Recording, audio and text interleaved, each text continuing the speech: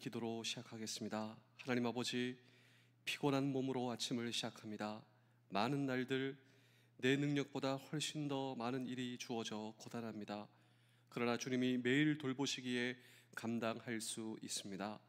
오늘도 능력이 더 줄어든 나를 불쌍히 여겨주시며 하나님의 은혜가 더욱 필요한 날임을 고백합니다. 고단하고 자신 없는 마음으로 시작하지만 실제로 맞닥뜨린 매 순간 하나님의 능력이 채워지게 하시며 빨리 회복되고 싶은 마음이 간절합니다.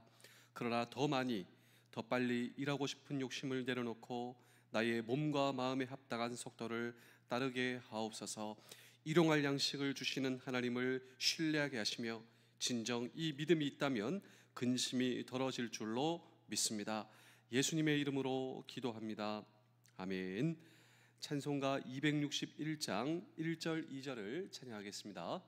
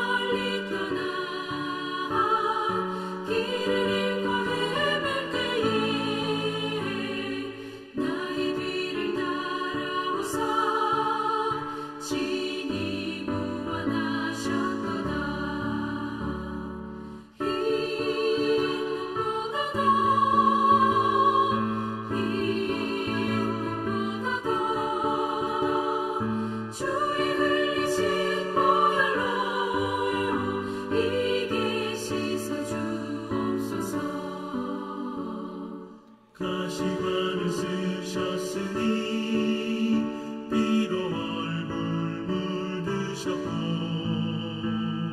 십자가에 모진 고통 나를 위해 당하셨네. 말로 형용할 수 없는 구세주의 구속하신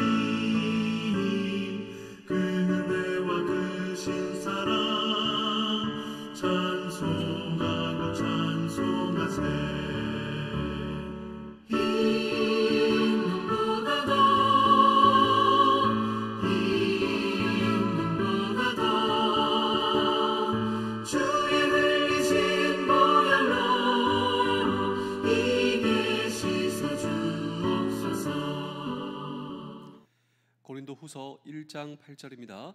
형제들아, 우리가 아시아에서 당한 환난을 너희가 모르기를 원하지 아니하노니 힘에 겹도록 심한 고난을 당하여 살 소망까지 끊어지고. 아멘. 회복 탄력성, resilience라고 하는 단어가 있습니다. 이 회복 탄력성은 무엇이냐면 공이 있습니다. 이 공이 있는데 땅바닥에 세게 치면 이 공이 튀어오르지 않습니까? 이 공이 튀어오르는 힘, 이것이 바로 회복 탄력성입니다. 근데 공도 두 가지가 있어요. 바람이 빵빵한 공, 또 바람이 빠진 공. 어떤 공이 튀어오르는 힘이 강할까요? 당연하겠죠. 이 공도 바람이 빵빵한 공이 튀어오르는 힘이 강하다라고 하는 것입니다. 따라서 이 회복 탄력성이라고 하는 것은 오늘 저와 여러분들입니다. 내가 역경을 딛고 튀어오르는 힘, 이것이 바로 회복 탄력성이다라고 하는 것입니다. 그래서 이 회복 탄력성을 다른 말로 하자면 오늘 저와 여러분들의 마음의 근육이다라고 하는 것이죠. 우리가 많은 사람들이 있습니다. 근데 그 많은 사람들 가운데 절망에서 면제된 사람은 한 명도 없습니다. 한번 군생활 한번 생각해 보실까요? 우리 군생활 하는 가운데 절망, 역경, 고통, 우리 장병들뿐만이겠습니까? 우리의 인생에서, 믿음의 인생에서 다 절망이 다가와요. 고통과 아픔과 시련. 그런데 누군가는 이 시련과 역경을 딛고 오히려 그것이 내 인생의 축복이었다라고 하는 이 마음의 근육이 강한 사람이 있습니다. 근데 이런 사람들만 있는 것이 아니에요. 그 시련과 고통과 아픔 가운데 주저앉아 버리는 사람이 있다라고 하는 것이죠. 그래서 이 회복 탄력성의 전문가들은 이런 이야기를 하고 있습니다. 태어날 때부터 마음의 근육이 강한 사람은 3분의 1이다. 여러분 사실 그렇지 않습니까? 우리도 육체적으로 이 근육이 강한 사람이 있어요. 이런 사람은 타고났다. 그런데 이 마음의 근육도 원래 선천적으로 이 마음의 근육이 강한 이런 선천적으로 태어난 사람은 3분의 1. 근데 문제는 3분의 2다라고 하는 것이죠. 이런 사람은 마음의 근육이 강하지 못한 채로 태어났다. 그러면 여기서 끝나는가? 그렇지 않다라고 하는 것이죠. 우리도 근육을 키우기 위해서 노력하면 후천적으로 이 근육이 키워집니다. 저 요즘에 운동을 하고 있는데 한 달 동안 지속적으로 꾸준히 했는데 몸이 정말 좋아집니다. 제가 무슨 운동을 하냐면 계단 오르기 운동을 하고 있어요. 제가 19층에 살고 있거든요. 그래서 그냥 이제 엘리베이터 타지 않습니다. 올라갈 때는 무조건 처음에는 호흡도 가쁘고 이 계단 오르기가 만만한 것이 아닙니다. 정말 힘들어요. 저의 이 몸무게를 제가 가지고 올라가는 이게 쉽지 않아요. 얼마나 호흡이 가쁘고 이 심장 박동이 급하게 호흡이 막 한 달 하니까 다리 근육, 하체 근육, 그리고 이 심장 근육, 몸이 정말 개운해지고 건강해진다. 회복 탄력성 마음의 근육도 마찬가지입니다. 그렇다면 이 마음의 근육을 어떻게 키울 수가 있는가? 전문가들은 한결같이 이야기를 하는데 한번 생각해 보실까요? 역경을 딛고 튀어오르는 힘, 오히려 이 역경이 내 인생의 축복이었다 말할 수 있는 레질리언스, 이 회복 탄력성에 힘을 기르기 위해서 가장 중요한 것이 있다면 여러 가지가 있습니다. 그 중에 가장 중요한 것이 있다면 그것은 바로 무조건적인 사랑을 기억하는 것. 내 인생에 무조건적인 사랑이 있었다. 이런 사람. 그리고 이것을 지속적으로 상기시켜 주는 것. 다시 말하면 여러분 이 부모님의 사랑을 기억하는 것. 부모님이 없는 사람이 있잖아요. 이 부모님이 없는 사람은 지인, 선생님, 그리고 그 누군가를 통하여 무조건적인 사랑이 있었다. 또 기억한다. 이것을 경험하는 사람. 이 사람이 마음의 근육을 기를 수 있고 역경 가운데서도 튀어오르는 힘. 그런데 놀랍게도 오늘 이 성경 본문이 그것을 말해주고 있습니다. 믿음의 사람, 이 바울의 인생 가운데서도 고통과 역경과 시련이 면제된 것이 결코 아니었어요. 여러분 기억하십시오. 성경에 많은 인물들이 나오잖아요.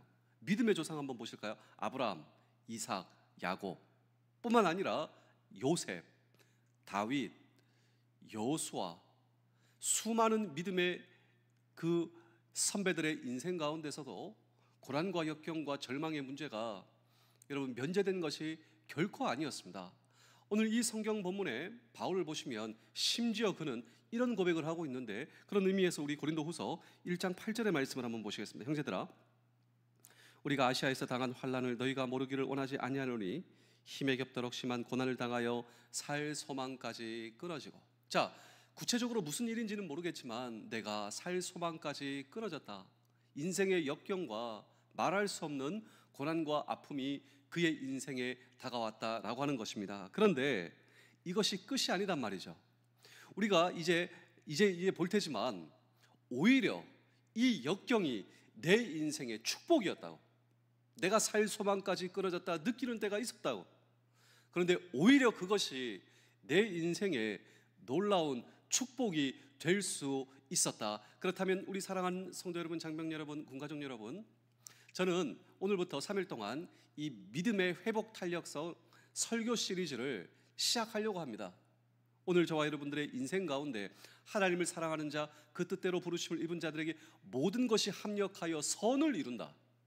내 인생에 경험되는 아픔과 눈물과 시련과 절망도 오히려 내 인생의 축복이었다. 말할 수 있는 근거는 무엇인가라고 하는 질문을 오늘 우리는 이 성경 본문 속에 던지고, 세상 사람들은 절대로 이렇게 말할 수가 없습니다. 그런데 우리 하나님은 어떤 하나님이신가? 모든 것을 합력하여 선을 이루어 주시는 하나님. 이 모든 것 안에는 오늘 저와 여러분들의 인생에 경험되는 눈물과 아픔과 역경도 포함돼요. 하나님을 사랑하는 자, 그 뜻대로 부르심을 입은 자들, 하나님의 자녀들의 인생 속에 우연이 없습니다.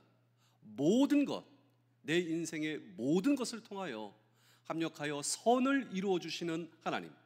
따라서 내 인생의 역경도 축복이었습니다. 말할 수 있는 사람은 하나님의 자녀들만 이런 고백을 할 수가 있습니다.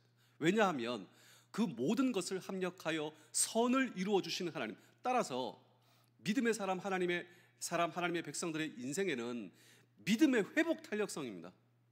그렇다면 오늘 저와 여러분들의 인생에 있어 모든 것을 합력하여 선을 만들어 주신 하나님, 그 하나님은 어떤 하나님이시며, 또한 저와 여러분들의 인생에, 내 인생의 역경은 축복이었습니다. 말할 수 있는 근거는 무엇인가? 라고 하는 질문도 오늘 우리는 이 성경 본문 속에 물을 때 첫 번째로 하나님 때문입니다.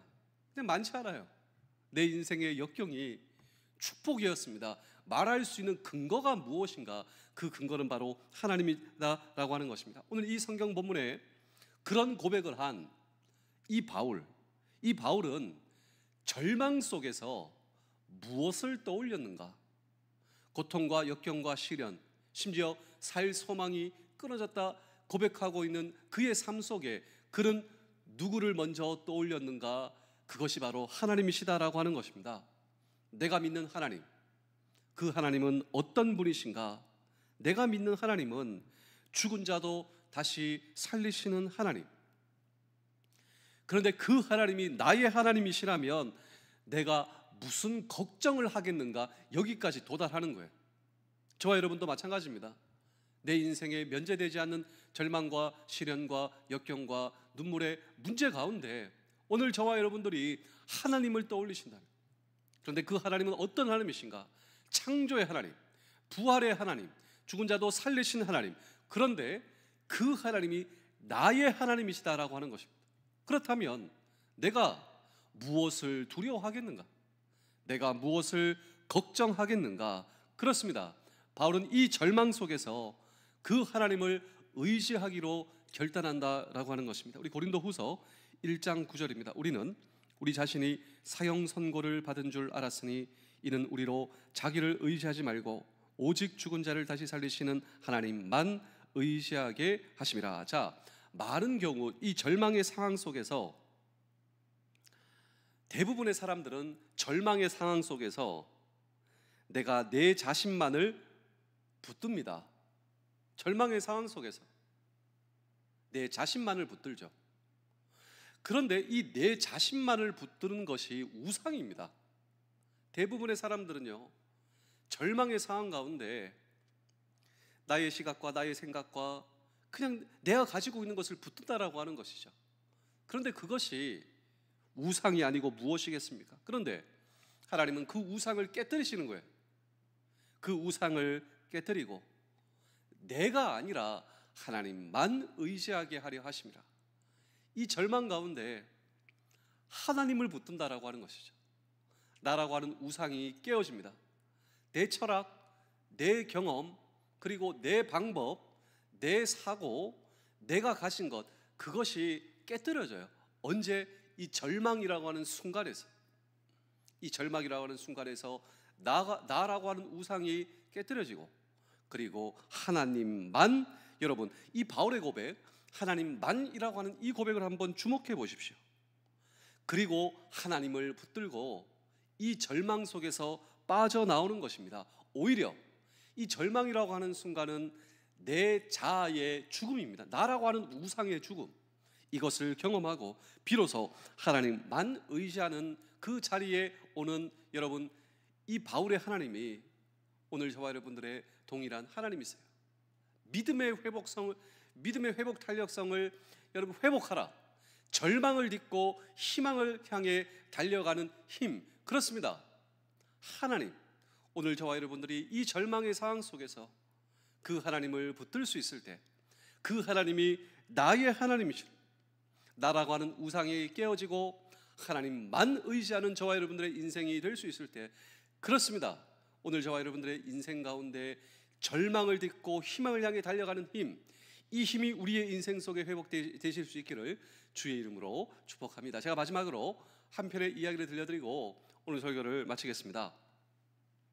제가 이 설교를 준비하면서 믿음의 회복 탄력성을 정말 기를 수 있었던 한 사람이 떠오르게 되는데, 이 사람은 찰스 콜슨이라고 하는 사람이었습니다. 과거 미국 닉슨 대통령의 특별 보좌관으로 있었던 이 찰스 콜슨, 그러니까 미국 대통령의 오른팔, 미국 대통령의 권력을 자기 자신이 휘두르고 있었던 이 찰스 콜슨의 이야기가 담겨진 책이 있습니다. 한번 이 책을 한번 보여주실까요? 이분이 찰스 콜슨이에요. 이 닉슨 대통령의 집무실 바로 옆에 자기 집무실을 가지고, 이분의 별명이 대통령의 면도날, 도끼날, 그러니까 정적들을 그냥 살려두지 않는다. 정적들은 무조건 제거한다. 아주 잔인한 사람.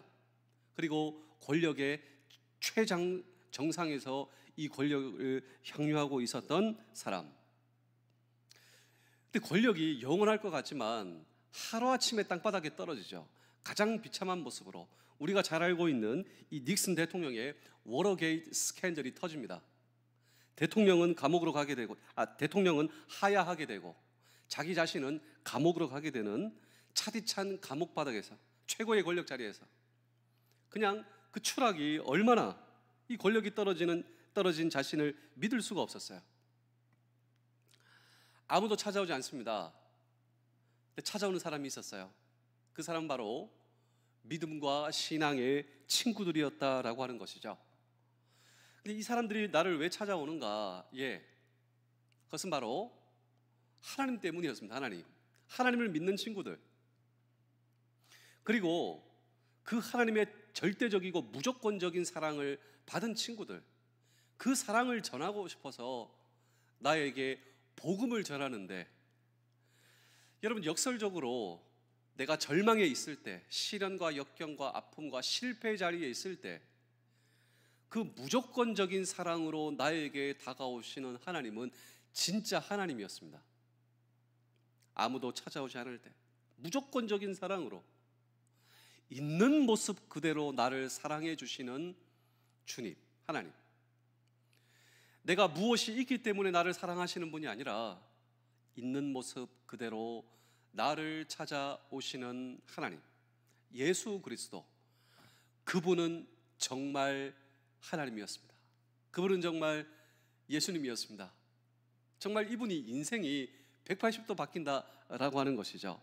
처절한 그의 인생의 절망의 벼랑 끝에서 하나님을 붙들고 다시 일어난다. 그리고 정말 그가 그렇게 고백해요. 내 인생의 역경과 시련과 실패와 절망은 오히려 내 인생의 축복이었다. 그래서 이분이 그 감옥의 경험을 바탕으로 두 개의 아주 유명한 이 베스트셀러 책을 쓰게 되는데, 이 책의 제목이 그의 인생의 믿음의 회복 탄력성을 드러낸다. 이분의 가장 유명한 이 베스트셀러 두 가지, 첫 번째 제목이 본 어게인입니다. 본 어게인. 본 어게인. 다시 태어난다. 거듭난다. 절망의 자리에서. 이게 무슨 뜻이냐면 한마디로 이것입니다. 본 어게인은 내 인생의 역경과 시련은 오히려 내 인생의 축복이었다. 두 번째로 러빙 갓, 사랑의 하나님. 이 사랑의 하나님은 있는 모습 그대로 나를 사랑하시며 절망의 자리에 나라고 하는 우상이 깨어지고 하나님만 의지하게 하려 하시며, 이거 바로 러빙 갓이지 않겠습니까? 그리고 그가 추록을 합니다. 자기의 모든 과거를 뒤로하고, 그런데 그가 감옥의 경험을 바탕으로 프리즌 펠로우십, 이 교도소 선교회를 설립해요. 가장 인생의 절망의 자리, 교도소지 않겠습니까? 처절한 차가운 감옥의 자리. 근데 오히려 내가 거기서 하나님을 만났듯 이 재소자들에게 하나님의 사랑을 전하는 그 사역을 시작하게 되고, 후에 지금도 미국 사람들이 가장 사랑하고 존경하는 그 사람 가운데 한 명이 바로 이 찰스 콜슨, 이 종교계의 노벨상, 이 템플상도 그가 수여받았다라고 하고 있습니다. 그런데 이것이 그만의 이야기가 아니다, 저는 그렇게 생각을 하고 있습니다. 믿음의 사람의 인생의 여정에도 면제되지 않는 절망과 시련과 아픔과 실패 문제 앞에 우리는 놓여 있다라고 하는 것이죠. 그런데 여러분, 그 상황 가운데 오히려 우리에게 다가오시며 무조건적인 사랑을 보여주시는 하나님, 그 하나님이 나의 하나님이세요. 오늘 저와 여러분들의 삶의 정황이 어떠하든 그 하나님이 나의 하나님이시다, 여러분 이 사실을 오늘 저와 여러분들이 붙드셔야 한다라고 하는 것입니다. 그 하나님이 나의 하나님이시다. 이 하나님을 붙들고 오늘 저와 여러분 평생 걸어가실 수 있을 때 내 인생은 희망 가운데 걸어갈 수 있다. 어떤 삶의 정황에서도 역경을 딛고 절망을 딛고 희망을 향해 달려가는 힘, 이것이 바로 나의 하나님, 하나님은 나의 하나님이시다, 내 희망의 근거 될 수 있다. 여러분 이 사실을 잊지 않으며 저와 여러분들의 인생에도 본 어게인이 있어요. 내 인생이 거듭났다라고 하는 것이죠. 어디서부터? 그렇습니다. 나를 있는 모습 그대로 사랑해 주십니다. 절망의 자리에서 여전히 나를 만나주신 하나님, 그리고 러빙 갓, 나를 무조건적으로 사랑해 주신 하나님, 오늘도 그 하나님과 더불어 동행하시며 오늘도 나에게 펼쳐주신 모든 삶의 현장에서 여러분 승리하실 수 있는 우리 모두 되실 수 있기를 주의 이름으로 축복합니다. 기도하겠습니다. 하나님 아버지, 오늘도 일용할 양식 주셔서 감사합니다. 오늘도 보람을 느끼며 오늘도 보람을 가질 수 있는 우리의 삶의 터전으로 믿고 우리를 맡겨주시고 보내주심에 감사합니다. 오늘도 하나님 앞에 여유를 갖게 하시며 날마다 은혜를 넘치게 베푸시는 하나님을 찬양합니다. 하나님이 앞서 가셔서 모든 것을 인도하시니 오늘도 힘을 얻습니다. 완전하신 주님께서 주시는 하루를 누리는 행복한 날 되게 하시며 예수 그리스도의 이름으로 기도하옵나이다. 아멘.